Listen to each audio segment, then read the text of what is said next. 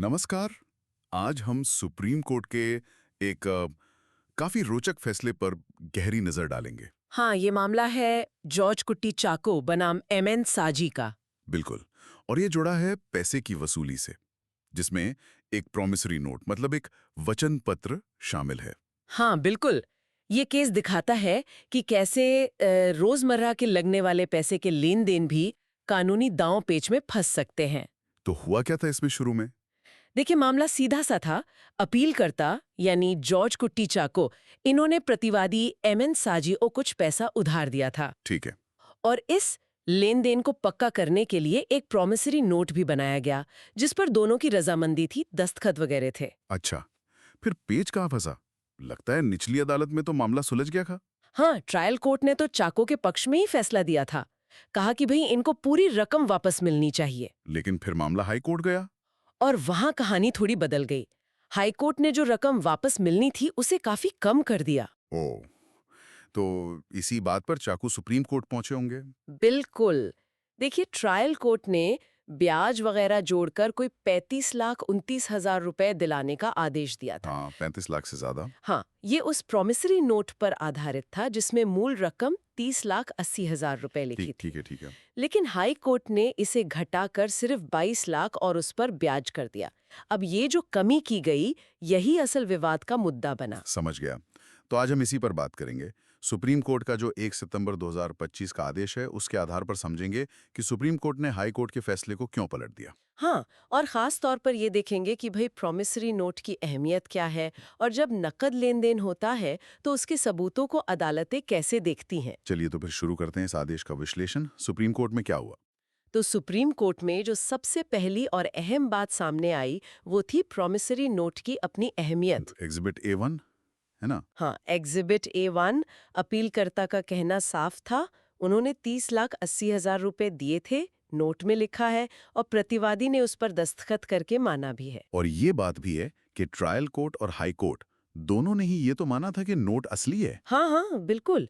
Note की प्रामाणिकता पर या उस पर जो दस्तखत थे उस पर कोई शक नहीं जताया गया तो था। प्रतिवादी ने भी ये नहीं कहा कि उनसे जबरदस्ती लिखवाया या कोई धोखा हुआ। नहीं, ऐसी कोई दलील नहीं थी।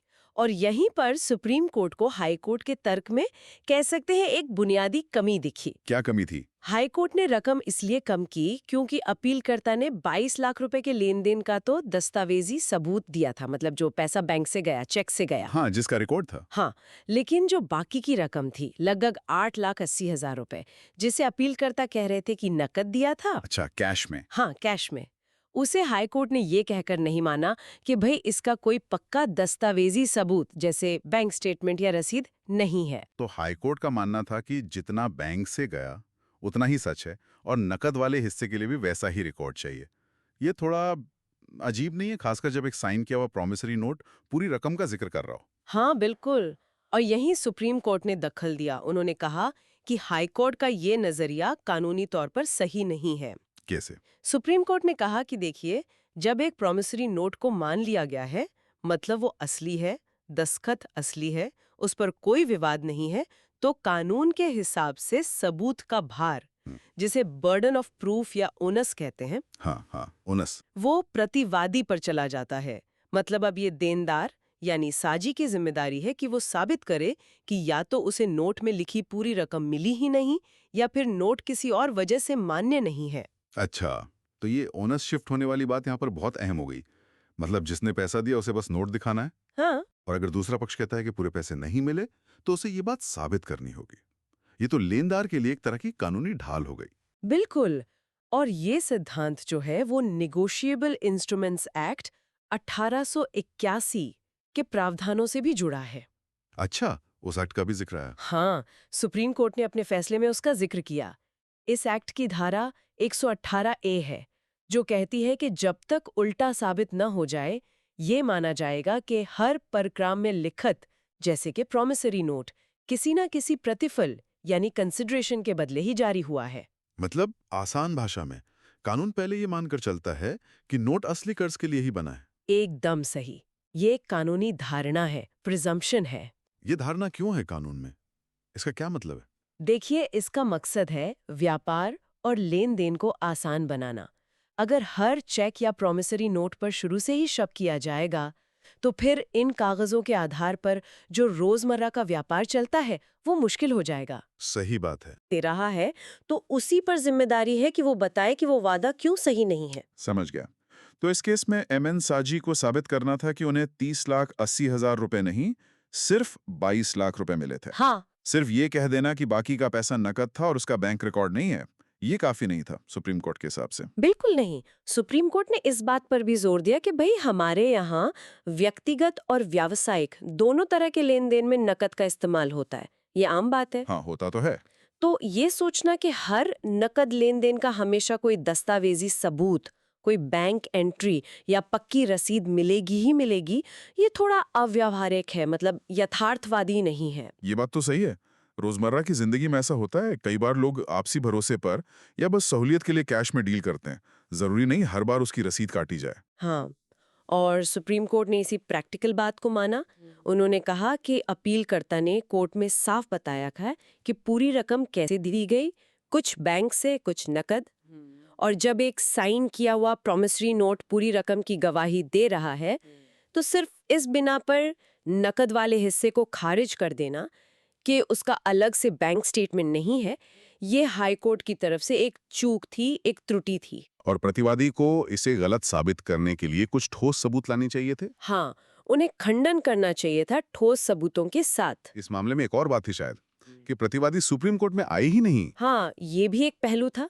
सुप्रीम कोर्ट ने अपने आदेश में नोट किया है कि प्रतिवादी को 2 बार नोटिस भेजा गया, लेकिन वो कोर्ट के सामने पेश नहीं हुए। तो इसका मतलब उन्होंने अपना पक्ष रखने का मौका गंवा दिया। हाँ, एक तरह से उनकी गैर मौजूदगी ने भी अपीलकर्ता के केस को, आप कह सकते हैं, अप्रत्यक्ष रूप से और मजबूत कर दिया, क्योंकि उनके दावों का कोई खंडन करने वाला सामने नहीं था। तो इन सब बातों को मिला के प्रॉमिसरी नोट की अहमियत, सबूत के भार का सिद्धांत, नेगोशिएबल इंस्ट्रूमेंट्स एक्ट की धारणा, नकद लेन देन की सच्चाई और प्रतिवादी का ना आना, इन सब को देखकर सुप्रीम कोर्ट अपने आखिरी फैसले पर पहुंचा। बिल्कुल। सुप्रीम कोर्ट का निष्कर्ष साफ था कि हाई कोर्ट का फैसला, जिसने वसूली की रकम को ट्रायल कोर्ट के तय किए गए 35.29 लाख रुपए से घटाकर सिर्फ 22 लाख रुपए और ब्याज कर दिया था, वो टिकने लायक नहीं था, अस्थिर था। त्रुटिपूर्ण माना उसको। हाँ, त्रुटिपूर्ण और अनसस्टेनेबल। कहा कि हाईकोर्ट ने प्रॉमिसरी नोट और उससे जुड़ी कानूनी धारणाओं को सही वजन नहीं दिया, और सिर्फ दस्तावेजी सबूत हैं या नहीं, इस पर जरूरत से ज्यादा निर्भरता दिखा दी। तो फिर अंतिम नतीजा क्या निकला? सुप्रीम कोर्ट ने क्या आदेश दिया? सुप्रीम कोर्ट ने हाई कोर्ट के उस फैसले को रद्द कर दिया, सेट असाइड कर दिया, ठीक है। और इसके साथ ही जो निचली अदालत यानी ट्रायल कोर्ट का मूल फैसला था, उसे पूरी तरह से बहाल कर दिया, रिस्टोर कर दिया। मतलब अब अपीलकर्ता जॉर्ज कोटीचाको प्रतिवादी एमएन साजी से पूरी रकम वसूल सकते हैं, वो 35,29,680 रुपए। हाँ, जो ट्रायल कोर्ट ने तय की थी, वो पूरी रकम अब वो वसूलने के हकदार हैं। तो मतलब प्रॉमिसरी नोट की जो साख थी और लेनदार का जो दावा था, उसे आखिरकार मान्यता मिल गई, भले ही लेन देन का एक हिस्सा कैश में था और उसका अलग से बैंक रिकॉर्ड नहीं था। बिल्कुल, ये फैसला उन बहुत से लोगों के लिए अहम हो सकता है जो इसी तरह के समझौतों में शामिल होते हैं। हाँ, ये प्रॉमिसरी नोट जैसे दस्तावेजों की जो कानूनी अहमियत है, उसे फिर से मजबूती देता है। निश्चित रूप से। तो अगर हम इस पूरी बातचीत और सुप्रीम कोर्ट के फैसले के जो मुख्य बिंदु हैं, उन्हें समेटना चाहें, तो वो क्या होंगे संक्षेप में? हाँ, मुझे लगता है 4 मुख्य बातें निकल कर आती हैं। पहली, कि प्रॉमिसरी नोट एक बहुत अहम कानूनी दस्तावेज है। अगर उसकी सच्चाई पर सवाल नहीं है, तो उसे लेन देन का मजबूत सबूत मानना चाहिए। भले ही उसमें लिखी पूरी रकम का अलग-अलग बैंक हिसाब न हो। हाँ, दूसरा पॉइंट है सबूत के भार का। एक बार नोट स्वीकार हो गया, तो जिम्मेदारी देनदार पर है कि वो साबित करे कि रकम गलत है या मिली नहीं। सिर्फ ये कहना कि दस्तावेज नहीं है काफी नहीं। ठीक है। तीसरा, तीसरा, अदालत ने प्रैक्टिकल बात मानी है कि सारे लेन देन डिजिटल या दस्तावेजी नहीं होते, नकद लेन देन होते हैं, और उनके लिए हमेशा बैंक स्टेटमेंट या रसीद की उम्मीद करना ठीक नहीं है। प्रॉमिसरी नोट जैसी चीजें इस कमी को पूरा कर सकती हैं। और चौथा? चौथा, नेगोशिएबल इंस्ट्रूमेंट्स एक्ट की भूमिका। ये कानून प्रॉमिसरी नोट के पक्ष में एक कानूनी धारणा बनाता है कि वो वैध देनदारी के लिए है, और इस धारणा को तोड़ने का भार भी देनदार पर ही है। तो संक्षेप में सुप्रीम कोर्ट ने स्थापित कानूनी सिद्धांतों और लेन-देन की जो व्यवहारिक सच्चाई है, उसको ज्यादा वजन दिया, बजाय इसके कि सिर्फ दस्तावेजी सबूत हैं या नहीं। खासकर तब जब एक औपचारिक साइन किया हुआ वादा यानी प्रॉमिसरी नोट मौजूद था। बिल्कुल सही। पहला तो यही कि हमारी कानूनी व्यवस्था इस डिजिटल दुनिया की मांग और नकद लेन देन की जो जमीनी हकीकत है उसके बीच तालमेल कैसे बिठाएगी। हाँ, ये एक चुनौती है। क्या भविष्य में सिर्फ डिजिटल सबूत ही चलेंगे या प्रॉमिसरी नोट जैसे पारंपरिक लेकिन औपचारिक दस्तावेजों का महत्व बना रहेगा? एक तरफ पारदर्शिता की बात है, हर लेन देन का हिसाब रखने की जरूरत है, खासकर बड़ी रकम में। दूसरी तरफ नकद आज भी चलन में है और शायद हमेशा रहेगा, खासकर व्यक्तिगत स्तर पर या अनौपचारिक क्षेत्रों में।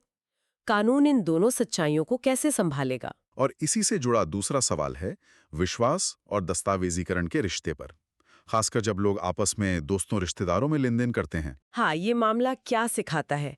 क्या एक लिखित वादा जैसे प्रॉमिसरी नोट अपने आप में काफी है, या आज के समय में हमें हर लेन देन का, चाहे वो दोस्तों के बीच नकद में ही क्यों ना हो, कोई ना कोई डिजिटल या दस्तावेजी सबूत रखना ही चाहिए? क्या भरोसा काफी है या सबूत जरूरी है? ये सवाल विश्वास बनाम सबूत की बहस को एक नया रंग देता है, खासकर ऐसी स्थिति में जहां कुछ पैसा भरोसे पर नकद में दिया गया हो और बाकी बैंक से। क्या कानून उस भरोसे को मानेगा जिसका आधार एक औपचारिक दस्तावेज है, या वो सिर्फ ट्रैक होने वाले पैसे को ही सच मानेगा? ये ऐसे सवाल हैं जिनके जवाब शायद वक्त के साथ और आने वाले न्यायिक फैसलों से और साफ होंगे। लेकिन ये जॉर्ज कुट्टीचाको बनाम एमएन साजी का मामला हमें याद दिलाता है कि कानून सिर्फ कागजी सबूतों का खेल नहीं है। हाँ, ये स्थापित सिद्धांतों, व्यवहारिक सच्चाइयों और औपचारिक वादों की अहमियत को भी ध्यान में रखता है। बिल्कुल। बहुत ही दिलचस्प विश्लेषण रहा ये मामला दिखाता है कि कैसे सुप्रीम कोर्ट ने कानूनी बारीकियों और जमीनी हकीकत के बीच एक संतुलन बनाते हुए ये फैसला दिया। हाँ, और ये उन लोगों के लिए एक महत्वपूर्ण रेफरेंस पॉइंट बन सकता है जो प्रॉमिसरी नोट या ऐसी ही लिखतों के आधार पर लेन देन करते हैं। तो ये थी हमारी आज की गहन पड़ताल सुप्रीम कोर्ट के इस अहम फैसले पर। उम्मीद है इस विश्लेषण से इस मामले और इससे जुड़े कानूनी पहलुओं को समझने में मदद मिली होगी।